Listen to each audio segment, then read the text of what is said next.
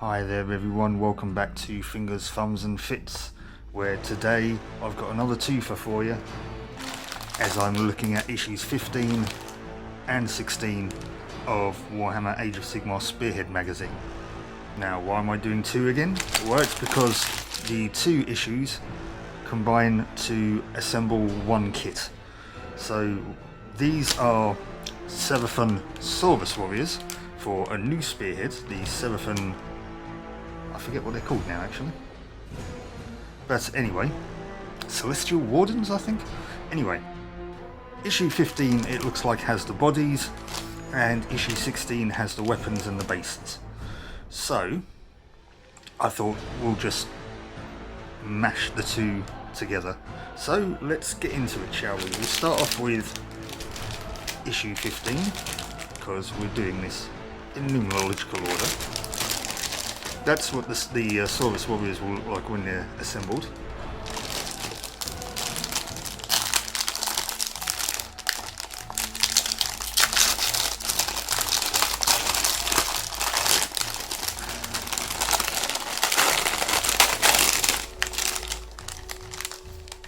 Oh look, there's a brush here as well. How did I not notice that before? This is a small dry brush. Nice. Not going to turn that down. Right, well, here's the sprues. As you can see, it's got the bodies and everything on there for our Saurus warriors. I'll put them to one side just for the moment. And we'll take a look at the magazine itself.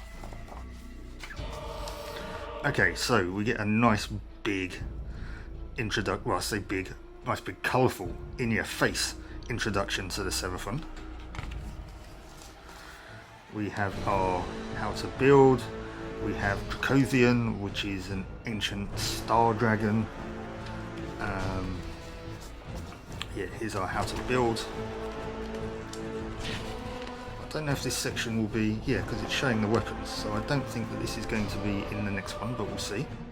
Now that we actually have a dry brush, it's telling us a technique about dry brushing, which is a very, very useful technique to have if you're highlighting stuff that has a lot of sort of raised areas or ridges or something. It's worth getting that down. Like you've got up here, if you're painting stone, for example, something I'm going to show you in a minute at the end of this video. So, right, we've got a little bit of colour theory introduction, which is quite nice. Okay, we have a bit of the rules here for weapon abilities. This is a companion. Oh, it's telling you about companions and certain other abilities. So the anti keyword, which will do certain things to certain types of models, like the example here, for example, anti-hero +1 rend means that you get +1 to rend against heroes. On the charge, +1 damage. Which is fairly self-explanatory. You do +1 damage when you charge on the turn that you charged. Crit. A crit is when you roll a natural 6. You score a critical hit, and some weapons will have abilities that will take that into account. So, like for example here, this Croxagore has a weapon that has crit 2 hits. So if you roll a 6, when you hit, that hit actually becomes 2.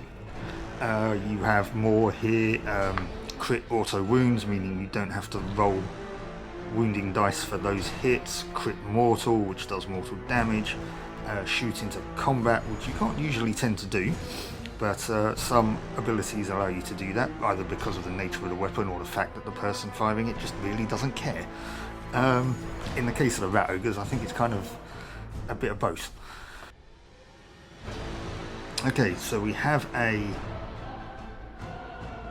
battle plan to throw all of these rules into effect. We have our victory spiel, and we have our preview for the next issue, which I'm going to look at right now, in fact. Before we do though, something that's going to come into a bearing in just a moment. If you notice, this is a really awesome, this is a custom terrain piece by the looks of it, but it would be awesome if Games Workshop made it for the Seraphon. They do have somewhat of a Central American influence. Now, no offense to anybody who's descended from any of these cultures, I always get them all muddled up.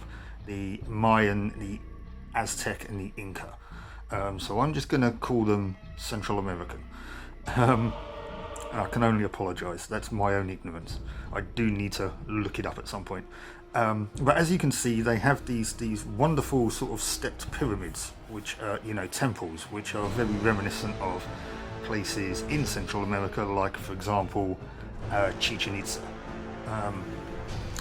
and that is going to be relevant in a moment when I talk about the next issue, and that is because of the fact that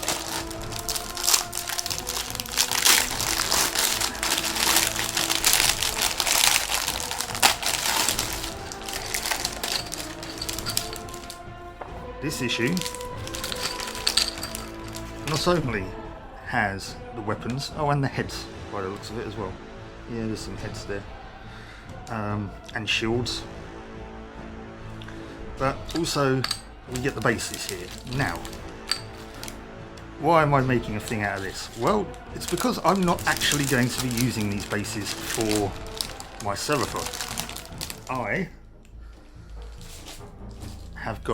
I've ordered some custom molded bases, a couple of which you can see I've painted already, that I thought would look good, as if, you know, seeing as how they're temple guard and everything, would look good if they were painted up in a sort of like temple sandstone look, which is kind of what I've done with these ones here as a kind of test.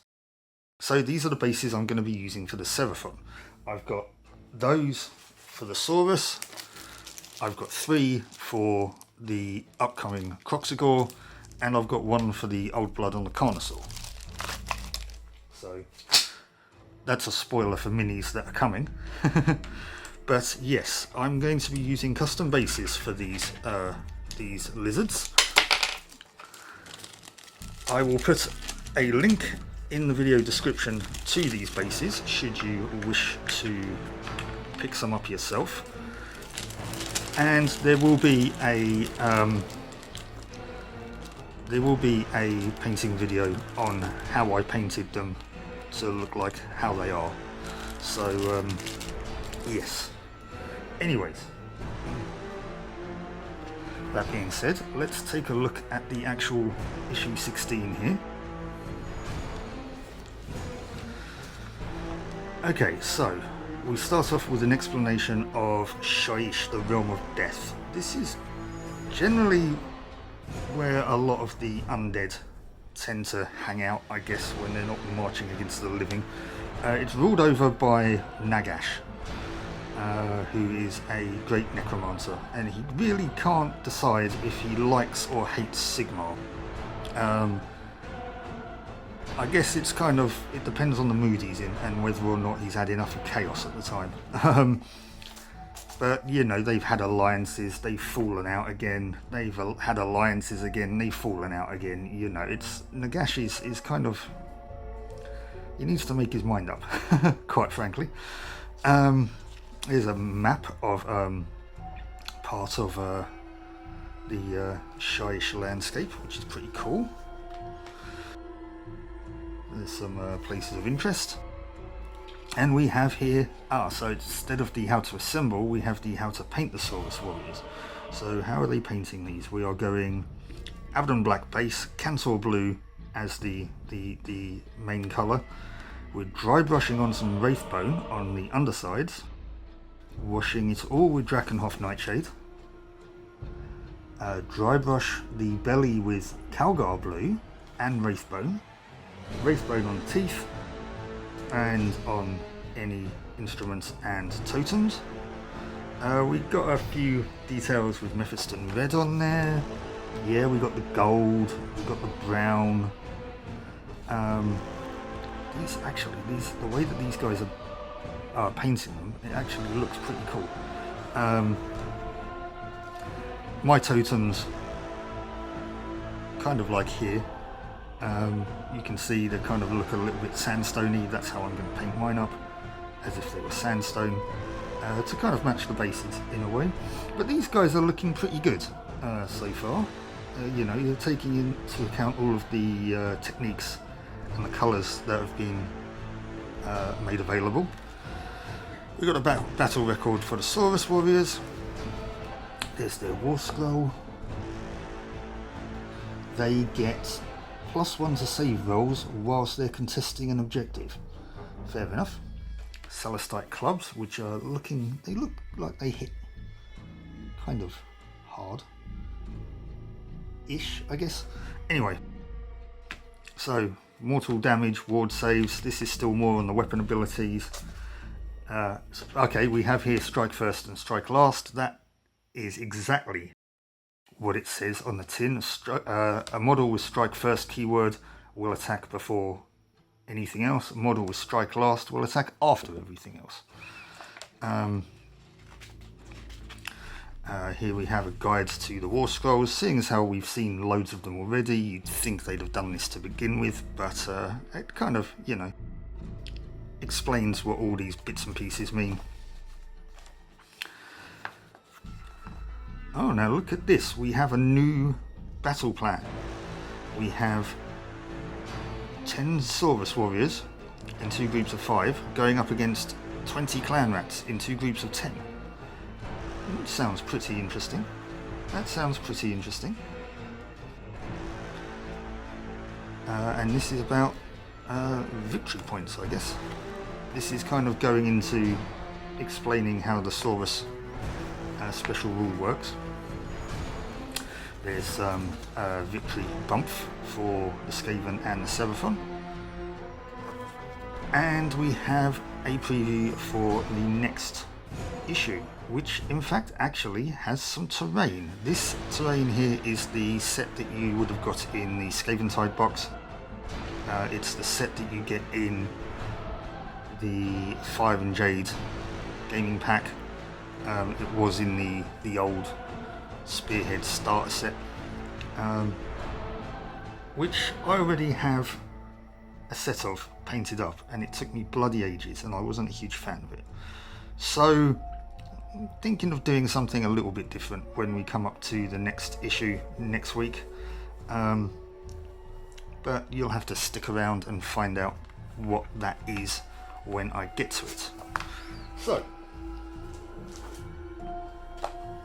there we go, issue 15 and 16 of Age of Sigmar Spearhead magazine. We've got 10 Saurus warriors to put together, which I think I should get round to doing. So I'll be back in a mo to show you what they look like.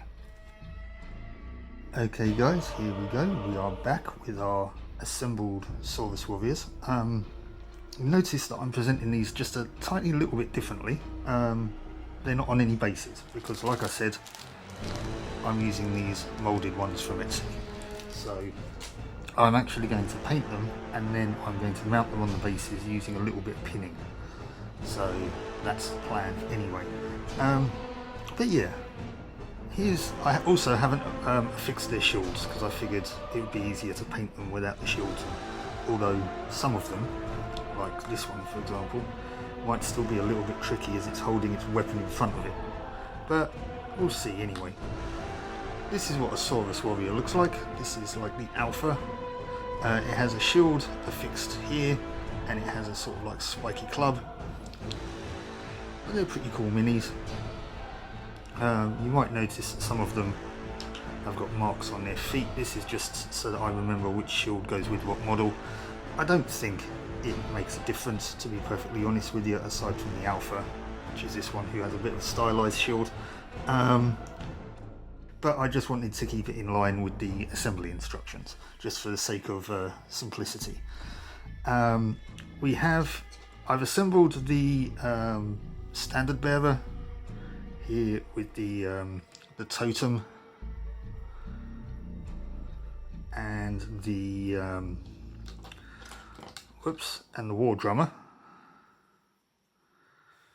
who doesn't actually have any weapons. Now the spearhead itself says that they're all armed with the clubs. However, I think they look a bit better with the standard and the musician. I mean, technically they don't have an alpha either, but I mean the assembly instructions gave you instructions on how to build an alpha, so take with that what you will. But yeah, and also if you notice on the front of the magazine, that's a musician, that's a standard there. So yeah, that's it is what it is. That's how I've assembled them, because I just think it adds a bit of variety to the unit, to be perfectly honest with you. So yeah. Okay, well, that's the Saurus Warriors assembled. This has been issue 15 and 16 of Age of Sigmar Spearhead magazine. Join me next time where we'll be looking at issue 17 that comes with the Fire and Jade terrain. But until then, thank you for watching, keep on adventuring, I'll catch you later. Bye bye.